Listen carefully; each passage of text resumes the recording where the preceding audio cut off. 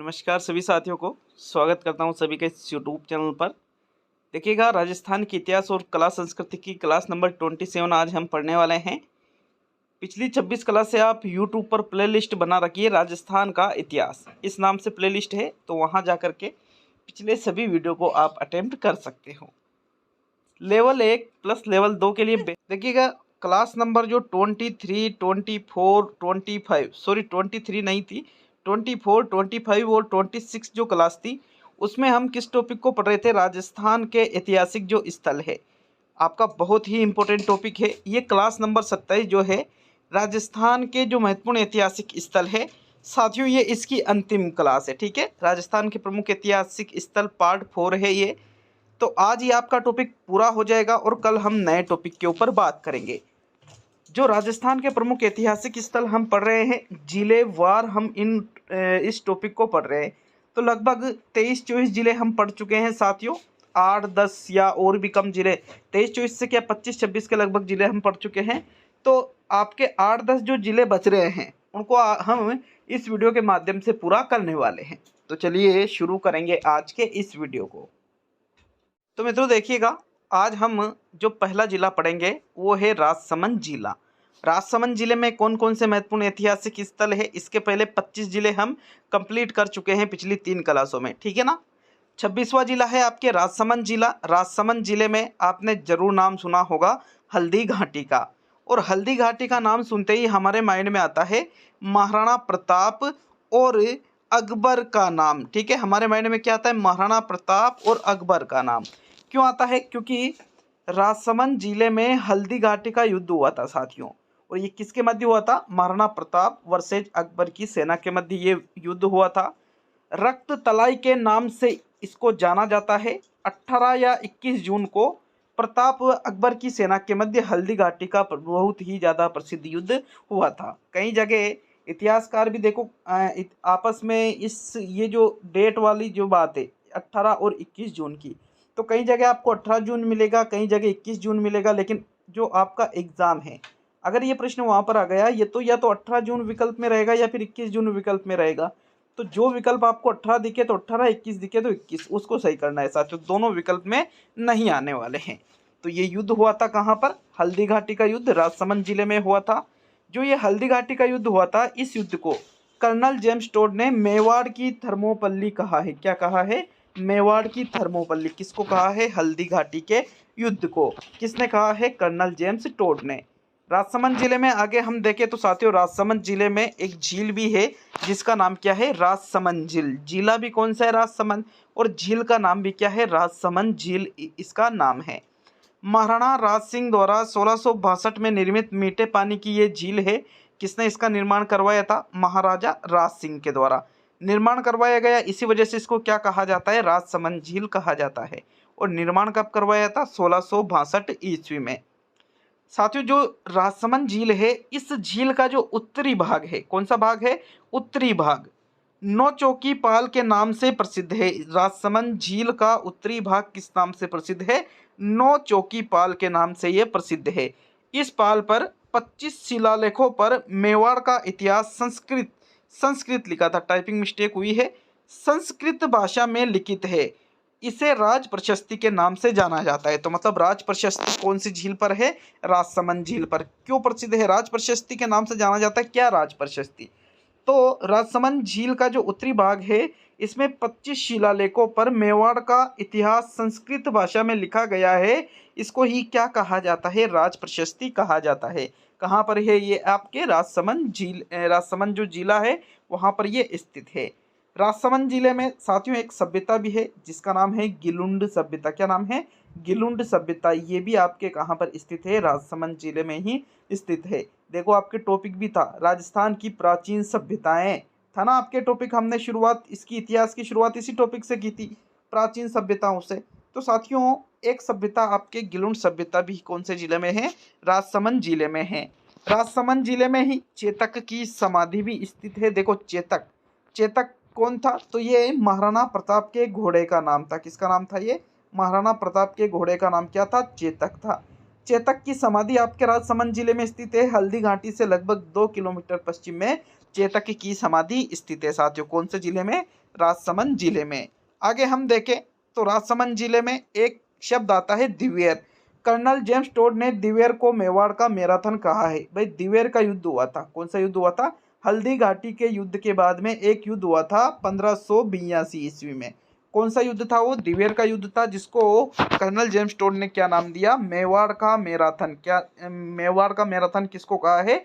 दिवेर के युद्ध को कहा है। राजसमंद जिले में आगे हम बात करें तो यहाँ पर श्रीनाथ जी का मंदिर स्थित है। नाथद्वारा में स्थित है। भाई नाथद्वारा कहाँ पड़ता है? आपके राजसमंद जिले में पड़ता है। यहीं पर श्रीनाथ जी का मंदिर है साथियों, जो कि किस संप्रदाय से संबंधित है? वल्लभ संप्रदाय से। किस संप्रदाय से संबंधित है? नाथद्वारा का जो श्रीनाथ जी का मंदिर है राजसमंद जिले में, ये कौन से संप्रदाय से संबंधित है? तो भाई ये आपके वल्लभ संप्रदाय से संबंधित है। यहाँ श्री कृष्ण के बाल रूप की उपासना की जाती है। कहाँ पर? श्रीनाथ जी में श्री कृष्ण के बाल रूप की, ठीक है ना, बाल रूप की पूजा की जाती है। बाल रूप की उपासना कहाँ की जाती है? वल्लभ संप्रदाय का जो मंदिर है नाथद्वारा में, कौन सा मंदिर? श्रीनाथ जी का मंदिर। कहाँ है ये? राजसमंद जिले में। साथियों किले और दुर्ग के टॉपिक में हमने एक किला पढ़ा था कुंभलगढ़, ठीक है। कुंभलगढ़ दुर्ग के बारे में पढ़ा था। तो कुंभलगढ़ दुर्ग बहुत ही ज़्यादा महत्वपूर्ण है, निर्माण जिसका महाराणा कुंभा ने शिल्पी मंडन की देखरेख में करवाया था। भाई निर्माण किसने करवाया? तो महाराणा कुंभा ने। राजस्थान में सर्वाधिक दुर्गों का निर्माण किसने करवाया था? कुंभा ने करवाया था। लगभग 32 दुर्गों का निर्माण इसने करवाया था साथियों। तो देखो महाराणा कुंभा ने शिल्पी मंडन की देखरेख में ही कुंभलगढ़ दुर्ग का निर्माण करवाया। 1448 में इसकी आधारशिला रखी, मतलब जो इसकी नींव है, इसकी नींव कब रखी गई? 1448 में। और 1458 में ये बनकर के पूर्ण हुआ था। मतलब कितने साल का समय लगा था? लगभग 10 साल का समय कुंभलगढ़ दुर्ग के निर्माण में लगा था। 1448 में आधारशिला रखी और बनकर कब पूर्ण हुआ? 1458 ईस्वी में। किसने बनवाया? महाराणा कुंभा ने। किसकी देखरेख में? शिल्पी मंडन की देखरेख में। साथियों ये जो कुंभलगढ़ दुर्ग है ये महाराणा प्रताप का जन्म स्थान है। महाराणा प्रताप का जन्म किस किले में हुआ था? तो कुंभलगढ़ दुर्ग में ही महाराणा प्रताप का जन्म हुआ था। यह दुर्ग इतनी ऊंचाई पर बना हुआ है कि नीचे से ऊपर की ओर देखने पर सिर की पगड़ी गिर जाती है। इस दुर्ग के संबंध में अबुल फजल का ये बहुत ही ज्यादा प्रसिद्ध कथन है। भाई कौन सा कथन है? कि आप अगर इस दुर्ग को मतलब नीचे खड़े रहकर आप देखो इसको, तो जब आप पूरा ऊपर तक देखोगे तो आपकी जो साथियों गर्दन है वो इतनी पीछे चली जाएगी कि आपके सिर पर जो पगड़ी है वो नीचे गिर जाती। इतनी ऊंचाई पर ये बना हुआ है। ये किसने कहा है? अबुल फजल ने। किस दुर्ग के संबंध में कहा है? कुंभलगढ़ दुर्ग के संबंध में। और कुंभलगढ़ दुर्ग कहाँ पर है? राजसमंद जिले में।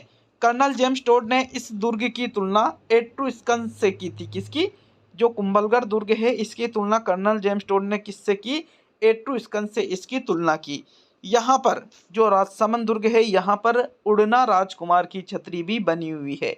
जो उड़ना राजकुमार है इनकी छतरी भी कहाँ पर? पृथ्वीराज नाम था इनका, ठीक है ना। तो साथियों उसको उड़ना राजकुमार कहा जाता है। तो इसकी छतरी भी कहाँ पर बनी हुई है? जो कुंभलगढ़ दुर्ग है राजसमंद में, यहीं पर। संकट काल में मेवाड़ के राज परिवार की ये शरण स्थली के नाम से भी प्रसिद्ध है। जब मेवाड़ पर कोई संकट आता था, युद्ध वगैरह होते थे या अन्य ऐसी कोई आपदा आ गई, तो जो मेवाड़ का राज परिवार था वो कहाँ पर शरण लेते थे साथियों? कुंभलगढ़ दुर्ग में, जो राजसमंद जिले में है, इसमें शरण लेते थे। इसी वजह से संकट काल में मेवाड़ के राज परिवार की शरण स्थली किसको कहा जाता है? कुंभलगढ़ दुर्ग को कहा जाता है। तो ये हमने राजसमंद जिले के बारे में कुंभलगढ़ दुर्ग देखा, श्रीनाथ जी का मंदिर, दिवेर, गिलुन सभ्यता, चेतक की समाधि, राजसमंद झील, हल्दी घाटी, ये सारी चीजें हमने किस जिले में देखी साथियों? राजसमंद जिले में देखी। चलिए अगले जिले की ओर बढ़ते हैं साथियों। आपके अगला जो जिला आता है वो आता है श्री गंगानगर जिला। कौन सा जिला आता है? श्री गंगानगर जिला। देखो राजस्थान का जो उत्तरी भाग है इसके आपके यहाँ तो हनुमानगढ़, ये वाला हिस्सा तो हनुमानगढ़ का है, और इधर वाला जिला कौन सा है? ये आपके श्री गंगानगर जिला है। इसमें ज़्यादा कुछ विशेष चीज़ें हैं नहीं, दो चार चीज़ें आपको याद रखनी है श्री गंगानगर जिले में। एक तो नाम आता है हिंदूमल कोट का, भारत पाक अंतर्राष्ट्रीय सीमा पर स्थित चौकी, जो राजस्थान में पाकिस्तानी सीमा से उत्तरी छोर में है। कौन सी चौकी है साथियों? हिंदूमल कोट, ठीक है ना। ये जो चौकी है ये भारत पाक अंतर्राष्ट्रीय सीमा पर स्थित चौकी है। कहाँ पर है? श्री गंगानगर जिले में। साथियों श्री गंगानगर जिले में ही लैला मजनू की मजार भी स्थित है, जो अनूपगढ़ में स्थित है। कहाँ पर है? श्री गंगानगर में अनूपगढ़ में लैला मजनू की मजार स्थित है। आगे हम देखें तो श्रीगंगानगर जिले में गुरुद्वारा बुड्ढा जोहर नाम से एक स्थान है, रायसिंह नगर कस्बे के पास ये स्थित है और ये राजस्थान का एक प्रमुख गुरुद्वारा है। तो आपसे पूछा जा सकता है कि गुरुद्वारा बुड्ढा जोहर कहाँ पर स्थित है, तो आपका आंसर क्या रहेगा साथियों, श्रीगंगानगर जिले में ये स्थित है। ठीक है, श्रीगंगानगर जिले में यही चीजें आपको याद रखनी थी। अब हम बात करेंगे सवाई माधोपुर जिले के बारे में। देखो, सवाई माधोपुर जिले में सबसे पहले हम बात करेंगे रणथंभौर राष्ट्रीय उद्यान की। रणथंभौर राष्ट्रीय उद्यान जो बात करें अगर हम, तो साथियों टाइगर प्रोजेक्ट इसी में शुरुआत की थी। ठीक है ना, टाइगर प्रोजेक्ट की शुरुआत कहाँ से की थी, रणथंभौर राष्ट्रीय उद्यान से की थी। और रणथंभौर राष्ट्रीय उद्यान कहाँ पर है, सवाई माधोपुर जिले में। प्रोजेक्ट टाइगर के अंतर्गत है। गणेश मंदिर इसमें एक स्थित है साथियों, रणथंभौर में ही। त्रिनेत्री गणपति के मात्र मुख की यहाँ पर पूजा की जाती है। मात्र मुख की जो त्रिनेत्र गणेश जी का मंदिर है वो कहाँ पर है, रणथंभौर सवाई माधोपुर में। अगर प्रश्न पूछ लिया कि त्रिनेत्री गणपति का मंदिर कहाँ है और ऑप्शन में अगर सवाई माधोपुर भी है रणथंभौर भी है तो किसको सही करोगे, तो आपका आंसर रहेगा रणथंभौर को। क्यों, क्योंकि साथियों रणथंभौर राष्ट्रीय उद्यान में ही त्रिनेत्र गणेश जी का मंदिर स्थित है। अगर हम देखें तो रणथंभौर दुर्ग भी है साथियों। 1994 में रणथंभन ने इसको बनवाया था, किसको, रणथंभौर दुर्ग को। अबुल फजल का एक बहुत ही प्रसिद्ध कथन आता है रणथंभौर दुर्ग के संबंध में कि अन्य सभी दुर्ग तो नंगे हैं और जबकि यह दुर्ग बख्तरबंद है। किसकी बात की जा रही है, रणथंभौर दुर्ग की बात की जा रही है। तो ये कथन अबुल फजल ने किस दुर्ग से संबंधित कहे हैं, रणथंभौर दुर्ग से संबंधित ये कथन अबुल फजल का है कि अन्य सब दुर्ग तो कैसे हैं, नंगे हैं, जबकि यह दुर्ग कैसा है, बख्तरबंद है साथियों। राजस्थान का प्रथम शाखा इसी दुर्ग में हुआ था 1301 ईस्वी में। कब हुआ था, 1301 ईस्वी में। राजस्थान का प्रथम शाखा किस जिले में हुआ, सवाई माधोपुर में।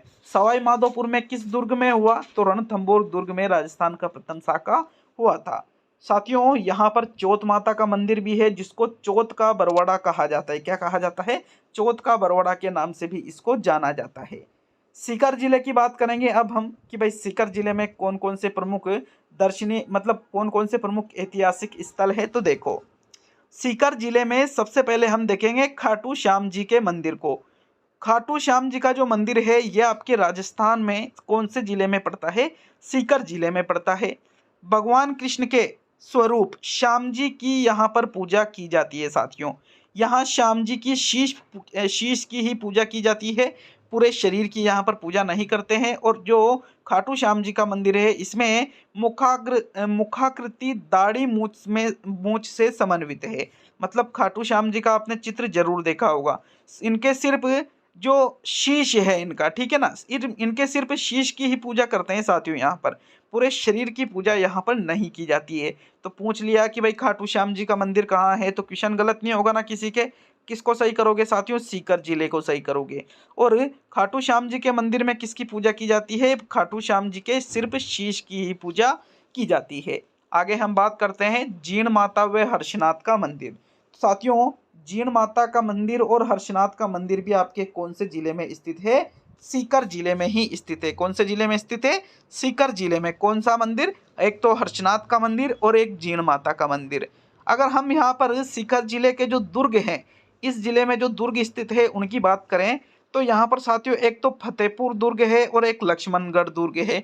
दोनों ही दुर्ग यहाँ पर स्थित है। कौन से जिले में स्थित है, दोनों ही दुर्ग फतेहपुर दुर्ग और लक्ष्मणगढ़ दुर्ग राजस्थान के किस जिले में स्थित है, तो आपका आंसर क्या रहेगा, सीकर जिले में। कौन से जिले में स्थित है साथियों, सीकर जिले में। यहाँ पर गणेश्वर टीला एक मिला है जिसमें ताम्र युगीन सभ्यता के अवशेष मिले हैं। कौन से टीले में, गणेश्वर टीले में साथियों। मतलब गणेश्वर की सभ्यता भी कहाँ पर स्थित है, आपके सीकर जिले में ही स्थित है। तो प्रश्न ये भी पूछ सकता है आपसे कि गणेश्वर सभ्यता कहाँ पर स्थित है, आपका आंसर रहेगा सीकर जिले में। गणेश्वर सभ्यता में किसके अवशेष मिले हैं, कौन सी सभ्यता के, ताम्र युगीन सभ्यता के अवशेष यहाँ पर मिले हैं साथियों। राम गोपाल पोद्दार की छतरी भी आपके सीकर जिले में ही स्थित है, जो कि शेखावटी संभाग की सबसे बड़ी छतरी है। ठीक है ना, शेखावटी के अंतर्गत कौन कौन से जिले आते हैं, एक तो चूरू जिला आता है। ठीक है, चूरू जिले को हमने पढ़ लिया, चूरू झुंझुनू को भी हमने पढ़ लिया साथियों, और एक आता है आपके सीकर जिला। तो तो इन तीनों ही जिलों को मुख्य रूप से किसमें सम्मिलित करते हैं, शेखावटी में। शेखावटी की सबसे बड़ी छतरी कौन से जिले में है, सीकर जिले में। छतरी का नाम क्या है, राम गोपाल पोद्दार की छतरी। आपसे पूछ ले तो आपका आंसर होगा भाई राम गोपाल पोद्दार की छतरी सीकर जिले में स्थित है, जो कि शेखावटी के जो जिले हैं उनमें सबसे बड़ी छतरी है। ठीक है, क्लियर है सभी के यहाँ तक। आगे देखते हैं साथियों, अब हम सीकर जिले के बाद में बात करेंगे सिरोही जिले के बारे में। देखो आपके जो सिरोही जिला है, अगर हम इसकी बात करें तो साथियों सिरोही जिला, इसमें एक स्थान आता है माउंट आबू। अरावली पर्वतमाला हमने अच्छी तरह से पढ़ रखी है। कौन सी पर्वतमाला, अरावली पर्वतमाला को हमने बहुत ही अच्छे तरीके से पढ़ा था साथियों। अरावली पर्वतमाला में कौन सा स्थान आता है, माउंट आबू नाम का एक स्थान आता है, जो कि किस जिले में पड़ता है, सिरोही जिले में पड़ता है भाई। किस जिले में पड़ता है, सिरोही जिले में। अरावली की सबसे ऊंची चोटी गुरु शिखर, जिसकी ऊंचाई 1722 मीटर है। कई जगह 1727 भी मिल सकता है। अगर एग्जाम में 1722 विकल्प में नहीं है तो 1727 को सही करना है, और 1727 और 22 दोनों हो तो 1722 को आपको सही करना है। तो साथियों ये अरावली की जो सबसे ऊंची चोटी है गुरु शिखर जिसका नाम है, जिसकी ऊंचाई 1722 मीटर है, ये आपके माउंट आबू में ही स्थित है। और माउंट आबू कहाँ पर पड़ता है, सिरोही जिले में पड़ता है। तो साथियों इन सभी की पीडीएफ आपको study with pen Lodha app पर उपलब्ध हो जाएगी, और रेगुलर वहां पर पीडीएफ प्रोवाइड करवाई जा रही है। और देखो जो भी चीज़ आप यहाँ पर पढ़ रहे हो, इन सभी की जो टेस्ट सीरीज है वो भी आपको study with pen Lodha application पर रोड डेली आपको प्रोवाइड करवाई जा रही है। जैसे कला संस्कृति के लगभग 17-18 टेस्ट हम वहाँ पर कंप्लीट करा चुके हैं study with pen Lodha application पर। भूगोल के लगभग 20 टेस्ट कंप्लीट करा चुके हैं, मतलब लगभग एक महीने में हम 50+ टेस्ट वहां पर कंप्लीट करवा चुके हैं, जिसकी फीस मात्र 149 रुपये रखी गई है REET mains exam level 1 plus level 2 के लिए। अगर ऐप को डाउनलोड नहीं किया है, टेस्ट सीरीज ज्वाइन नहीं कर रखी है, तो आप कमेंट बॉक्स से भी ऐप को डाउनलोड कर सकते हो, या फिर गूगल प्ले स्टोर पर जाकर के भी आप ऐप को डाउनलोड करके टेस्ट सीरीज को ज्वाइन कर सकते हो। देखो सिरोही जिले में आगे हम बात करें तो दिलवाड़ा के जैन मंदिर भी आपके सिरोही जिले में ही स्थित है। किस जिले में स्थित है साथियों, सिरोही जिले में। आबू पर्वत पर दिलवाड़ा में 5 श्वेतांबर व 1 दिगंबर जैन मंदिर स्थित है, जिसका निर्माण 1031 में विमल शाह ने करवाया था। किसकी देखरेख में, शिल्पकार कीर्तिधर की देखरेख में जो दिलवाड़ा के जैन मंदिर है साथियों, इनका निर्माण करवाया था। किसने करवाया, पूछा जा सकता है प्रश्न, बहुत ही ज्यादा इंपॉर्टेंट है ये, क्योंकि कई बार इस प्रश्न को पूछ लिया गया है कि दिलवाड़ा के जैन मंदिर कहाँ पर स्थित है, तो आपका आंसर रहेगा सिरोही जिले में। और दिलवाड़ा के जैन मंदिर का निर्माण किसने करवाया, 1031 में विमल शाह के द्वारा दिलवाड़ा के जैन मंदिर का निर्माण करवाया गया था साथियों। आगे हम बात करेंगे सिरोही जिले में तो गोमतेश्वर या भूरिया बाबा, जो कि मीणा जनजाति के इष्ट देव है, इनको गोमतेश्वर के नाम से भी जाना जाता है और भूरिया बाबा के नाम से भी जाना जाता है। साथियों ये भी कहाँ पर है, ये आपके सिरोही जिले में ही स्थित है। ठीक है, यहाँ तक सभी के आपके ये सिरोही जिले में 2-4 चीजें आपको याद रखनी है विशेष रूप से। एक तो कौन सा, माउंट आबू वाला, कि भाई यहाँ पर अरावली की सबसे ऊंची चोटी गुरु शिखर 1722 मीटर है। देखो ये जो माउंट आबू है, इसी में नक्की झील भी स्थित है साथियों। कौन सी झील स्थित है, नक्की झील स्थित है, जो राजस्थान में मीठे पानी की सर्वाधिक ऊंचाई पर स्थित झील है। मीठे या खारे पानी की कोई सी बात कर लो, सबसे ऊंचाई पर स्थित झील कौन सी है, राजस्थान की सबसे ऊंचाई पर स्थित झील है नक्की झील, जो कि कैसी है, मीठे पानी की झील है साथियों। और इसके अलावा आपको ये याद रखना है कि दिलवाड़ा के जैन मंदिर भी सिरोही में है, जिसका निर्माण विमल शाह ने 1031 ईस्वी में कीर्तिधर की देखरेख में करवाया था।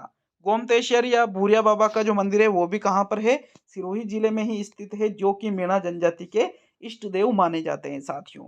आगे हम बात करेंगे देखो टोंक जिले के बारे में। कौन से जिले के बारे में, टोंक जिले के बारे में। नवाबों का शहर किसको कहा जाता है, नवाबों का शहर किसको कहा जाता है भाई, टोंक को ही तो कहा जाता है नवाबों का शहर।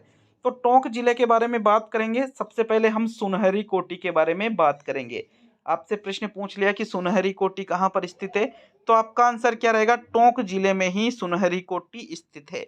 देखो इसको सुनहरी कोटी क्यों कहते हैं, क्योंकि इस पर सोने की नक्काशी व चित्रकारी की गई है और इसी के लिए प्रसिद्ध है, इसी वजह से इसको कहा जाता है सुनहरी कोटी, जो कि आपके किस जिले में स्थित है, टोंक जिले में।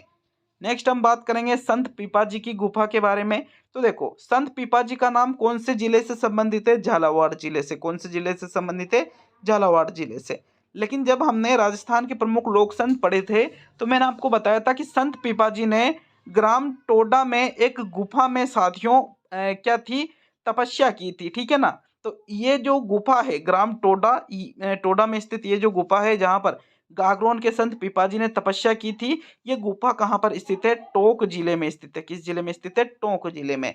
तो संत पीपाजी की यहाँ पर गुफा भी स्थित है। कल्याण जी का मंदिर साथियों ये भी आपके टोंक जिले में ही स्थित है। डिग्गी मालपुरा टोंक में ये स्थित है। यहाँ पर कल्याण जी के मंदिर में विष्णु जी की चतुर्भुज प्रतिमा है। चतुर्भुज का मतलब जानते हो ना, चार है भुजा जिसकी, अर्थात साथियों विष्णु जी। तो देखो बहुव्रीहि समास का ये उदाहरण है। और यहाँ पर विष्णु जी की चतुर्भुज प्रतिमा है, कहाँ पर, कल्याण जी के मंदिर में। मुस्लिम इसे कलह पीर के नाम से पुकारते हैं। किनको, कल्याण जी का जो मंदिर है साथियों, इसको किस नाम से जाना जाता है मुस्लिमों के द्वारा, कलह पीर के नाम से इसको जाना जाता है। जो ये कल्याण जी का मंदिर है, यह मंदिर 16 स्तंभों पर आधारित है। मतलब किस स्तंभ का मतलब खंबे होते हैं, तो 16 खंभों पर यह मंदिर खड़ा हुआ है साथियों। नेक्स्ट हम बात करेंगे जोधपुरिया धाम की। तो ये जो जोधपुरिया धाम है ये भी आपके किस जिले में स्थित है, टोंक जिले में ही स्थित है। किस जिले में स्थित है मित्रों, टोंक जिले में ही ये धाम स्थित है। चलिए आगे हम बढ़ेंगे। देखो टोंक जिले में राजमहल नामक एक स्थान है। देवली से 12 किलोमीटर दूर इस स्थान पर बनास, खारी एवं डाय नदियों का त्रिवेणी संगम होता है। कहाँ पर होता है, राजमहल नामक स्थान पर, जो देवली से कितने किलोमीटर है, देवली कहाँ कहाँ पड़ता है, टोंक में। तो देवली से 12 किलोमीटर दूर साथियों यहाँ पर त्रिवेणी संगम होता है। कौन कौन सी नदियां आकर मिलती है, बनास नदी, खारी नदी और ढाई नदी। ये आपके राजमहल में ही मिलती है, जो कि कहाँ पर है, टोंक जिले में स्थित है। देखो टोंक जिले में मौलाना अब्दुल कलाम अरबी फारसी शोध संस्थान भी स्थित है। 1978 में स्थापित इस संस्थान को कसरे इलम भी कहा जाता है। क्या कहा जाता है, कसरे इलम। कहाँ पर है, टोंक में। कसरे इलम क्या है, तो भाई जो वर्तमान में मौलाना अब्दुल कलाम अरबी फारसी शोध संस्थान जिसका नाम है, इसको ही पहले किस नाम से जाना जाता था, कसरे इलम के नाम से जाना जाता था। और इसकी स्थापना कब की गई थी, 1978 में। तो राजस्थान का ये टोंक जिला भी हमने कंप्लीट किया है साथियों। अब हम बात करेंगे उदयपुर जिले के बारे में। देखो उदयपुर जिले में अगर हम देखते हैं तो देखो उदयपुर जिले की अगर हम बात करें तो उदयपुर जिला साथियों, इस जिले को क्या कहा जाता है, झीलों की नगरी कहा जाता है। क्या कहा जाता है, झीलों की नगरी किस जिले को कहते हैं, तो आपका उत्तर क्या रहेगा, उदयपुर जिले को ही क्या कहा जाता है, झीलों की नगरी कहा जाता है। उदयपुर जिले में हम सबसे पहले बात करेंगे नागदा के बारे में। किसके बारे में बात करेंगे, नागदा के बारे में। तो भाई नागदा आपके कहाँ पर पड़ता है, तो आंसर क्या रहेगा, आपके उदयपुर जिले में नागदा पड़ता है। गुहिल शासकों की प्रथम राजधानी नागदा ही थी। यहाँ 10वीं सदी का सास बहु मंदिर बहुत ही प्रसिद्ध है। तो देखो दो चीजें यहाँ पर क्लियर हो जाती है साथियों। पहली चीज तो क्या क्लियर हुई कि भाई नागदा आपके कहाँ पर पड़ता है, तो आपका आंसर क्या रहेगा, नागदा आपके उदयपुर जिले में पड़ता है। और सास बहू का मंदिर भी कहाँ है, उदयपुर जिले में। उदयपुर जिले में कहाँ पर है, नागदा में है। जो कि कब निर्मित किया गया था, 10वीं सदी में इस मंदिर का निर्माण किया गया था साथियों। और नागदा जो है ये जो गुहिल शासक है इनकी प्रथम राजधानी भी कौन सी थी, नागदा ही गुहिल शासकों की प्रथम राजधानी थी। याद रखिएगा, प्रश्न पूछा जा सकता है कि गुहिल शासकों की प्रथम राजधानी जो उदयपुर जिला है इसमें किस जगह पर थी, तो आपका आंसर क्या रहेगा, नागदा में थी भाई।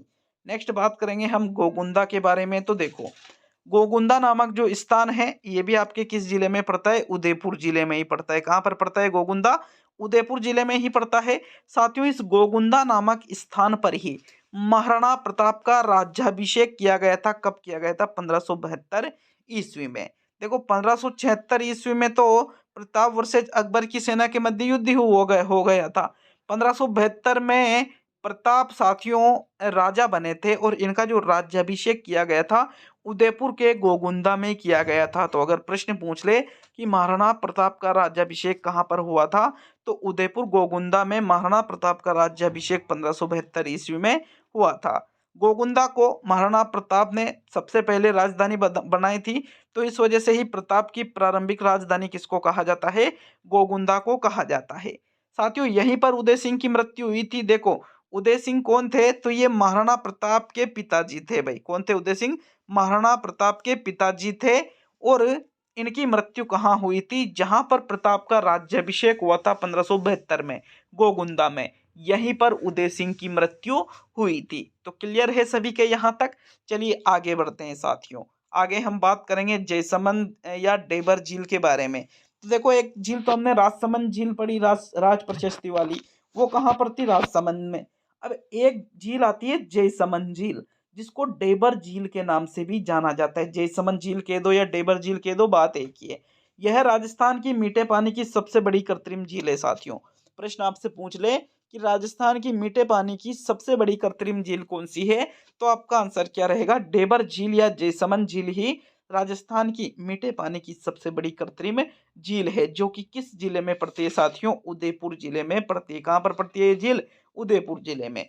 झील में जो टापू है साथियों, उसमें सबसे बड़ा टापू का नाम बाबा का भांगड़ा और सबसे छोटे टापू का नाम प्यारी है। देखो, इस झील के बारे में मैंने बहुत ही अच्छे तरीके से आपको, जब राजस्थान की झीलें भूगोल हमने पढ़ा था, तो वहां पर मैंने बहुत अच्छे तरीके से इस झील के बारे में बता दिया था साथियों। देखो, जयसमंद या डेबर झील का सबसे बड़ा टापू का नाम आपसे पूछा जा सकता है, तो आंसर रहेगा बाबा का भांगड़ा। सबसे छोटे टापू का नाम पूछा जा सकता है, तो आंसर रहेगा प्यारी। क्या है? दोनों है। तो ये दोनों ही जो जयसमंद झील है, इसमें स्थित सबसे बड़े और सबसे छोटे टापू है ये, ठीक है ना। चलिए आगे हम बढ़ेंगे। आगे हम बात करेंगे पिचोला झील के बारे में। तो देखो, पिचोला झील भी भाई हमने ऊपर ही देख लिया था। उदयपुर जिला क्या है? झीलों की नगरी है भाई। क्या है? उदयपुर जिला झीलों की नगरी है। तो हमने देखा, यहाँ पर झीलों के बारे में देख ही रहे हैं। और एक और झील आती है आपके पिचोला झील। कौन सी झील? पिचोला झील। ये भी आपके कौन से जिले में स्थित है? उदयपुर जिले में ही स्थित है साथियों। किस जिले में है पिचोला झील भी? उदयपुर जिले में। तो ये भी एक मीठे पानी की झील है। राणा लाखा के समय एक बंजारे के द्वारा इस झील का निर्माण करवाया गया था। इस झील में जग निवास महल व जग मंदिर महल बने हुए हैं। तो अगर प्रश्न पूछ लिया कि जग निवास महल व जग मंदिर महल राजस्थान की किस झील में बने हुए हैं, तो आपका आंसर रहेगा पिचोला झील में बने हैं। और पिचोला झील कहाँ पर है? राजस्थान के उदयपुर जिले में। इसका निर्माण किसने करवाया था साथियों? राणा लाखा के समय एक बंजारे ने इस पिचोला झील का निर्माण करवाया था। यहाँ तक क्लियर है सभी के। चलिए आगे बढ़ते हैं। तो आगे हम बात करेंगे एकलिंग जी के मंदिर के बारे में। किसके बारे में बात करेंगे? एकलिंग जी का मंदिर। तो साथियों, जो एकलिंग जी का मंदिर है, ये आपके कैलाशपुरी उदयपुर में स्थित है। उदयपुर में एक जगह पड़ती है जिसका नाम है कैलाशपुरी। यहीं पर एकलिंग जी का मंदिर स्थित है। एक और मंदिर है यहाँ पर जिसका नाम है ऋषभ देव का मंदिर। क्या नाम है मंदिर का? ऋषभ देव का मंदिर।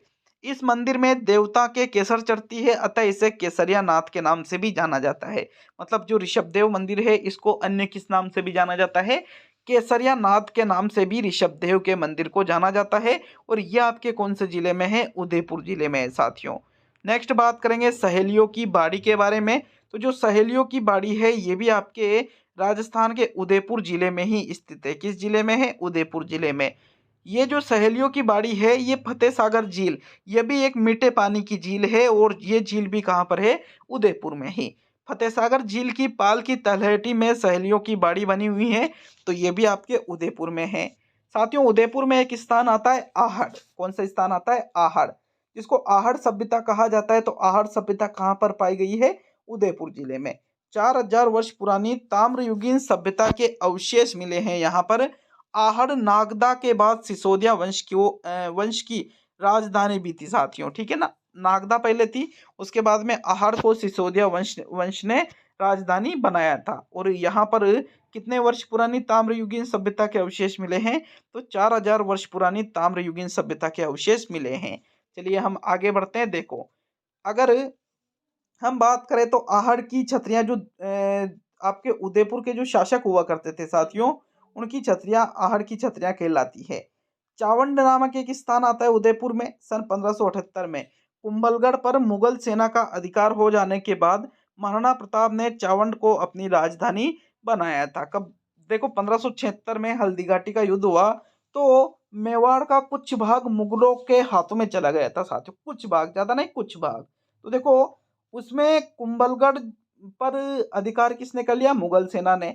तो उसके बाद में महाराणा प्रताप ने अपनी राजधानी किसको बनाई थी? चावंड को बनाई थी। तो ये सारी चीजें आपके कहाँ पर स्थित है? उदयपुर जिले में स्थित है।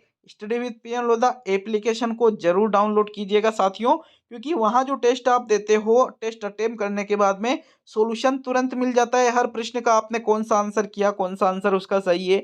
-1/3 माइनस मार्किंग होती है। प्रत्येक प्रश्न अगर 2 नंबर का है तो 0.66 माइनस मार्किंग होती है। आप अपनी मेरिट वगैरह भी वहाँ पर तुरंत ही देख सकते हो। चलिए आगे बढ़ेंगे, तो आगे बात करेंगे बारडोली के बारे में। देखो जो बारडोली के बारे में, तो जो बारडोली है, चावंड के निकट स्थित इस गांव में प्रताप का अंतिम संस्कार किया गया था और यहीं पर प्रताप की छतरी भी स्थित है। कहाँ पर? बारडोली, उदयपुर में ही प्रताप की छतरी है। महाराणा प्रताप की छतरी कहाँ पर है? पूछा जा सकता है, मोस्ट इंपोर्टेंट क्वेश्चन बनता है ये कि महाराणा प्रताप की छतरी कहाँ है। तो बारडोली, जो कि चावंड के ही निकट निकट है साथियों। चावंड के निकट एक गांव है जिसका नाम है बारडोली। यहीं पर महाराणा प्रताप की छतरी है और महाराणा प्रताप का अंतिम संस्कार यहीं पर किया गया था। तो पूछा जा सकता है कि महाराणा प्रताप का अंतिम संस्कार कहाँ किया गया था? बारडोली, उदयपुर में, जहाँ पर महाराणा प्रताप की छतरी स्थित है। साथियों, उदयपुर में शिल्पग्राम भी आता है। एक नटने का चबूतरा भी आपको यहाँ देखने को मिलेगा। जो पिछोला झील है, इसी में नटने का चबूतरा स्थित है। और साथियों, यहाँ एक दूध तलाई नाम भी एक बहुत ही प्रसिद्ध है यहाँ का, जो कि पिछोला झील से जुड़ा हुआ एक जलाशय का नाम है। क्या नाम है? दूध तलाई। देखो, दूध तलाई झील अलग है, ठीक है ना, स्थान अलग है। तो भाई ये दूध तलाई बावड़ी अलग है और झील अलग है। तो देखो, ये जो झील है या जलाशय है दूध तलाई नाम से, ये पिछोला झील से ही जुड़ा हुआ एक जलाशय का नाम है। और नटने का चबूतरा किस झील में है? पिछोला झील में। और शिल्पग्राम भी कहाँ पर है? उदयपुर जिले में ही स्थित है। तो साथियों, ये आपके क्लास नंबर 27 कंप्लीट होती है और राजस्थान के महत्वपूर्ण जो ऐतिहासिक स्थल है उनको लगभग हमने कंप्लीट पूरा कर लिया है साथियों।